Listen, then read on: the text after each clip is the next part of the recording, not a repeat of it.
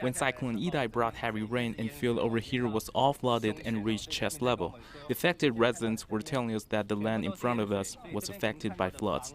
All of the original houses were washed away, everything was gone. It's already a month after the cyclone struck the country. The houses that were damaged by the disaster have been rebuilt again. This house had collapsed, and the local villagers will look for building materials and bring them back here to help a grandmother rebuild her house. They will continue the construction work whenever they have new materials. Right now, the grandmother is accommodated by a friend and lives in another place. This 20-year-old young man, Obd, is 90-year-old grandmother's grandson, and they live next to each other. When the cyclone came, both of them have experienced a frightening moment of their lives. When Ob's house was about to collapse, he quickly ran outside.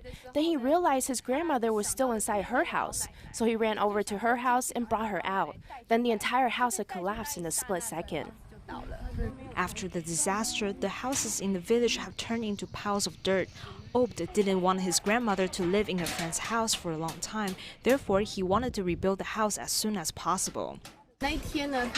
After her grandson brought her out of the house, both of them were really scared. While escaping, she fell down and got injured, so her hand is still in pain. She didn't want to live in other places. All she wanted was to come back and sleep over here. Ob's filial piety had deeply touched the volunteers. Besides providing building materials for them, one of the volunteers also gave him tips on building a house. When she has the money, she will buy the building materials. Sometimes she will buy 1 brick, 5 bricks, or maybe 10 bricks. She brought the materials little by little, as well as saving the money little by little. When she saved up enough money, she will buy cement. In addition, she made a vow to become a future Tzu Chi volunteer for the central region of Mozambique.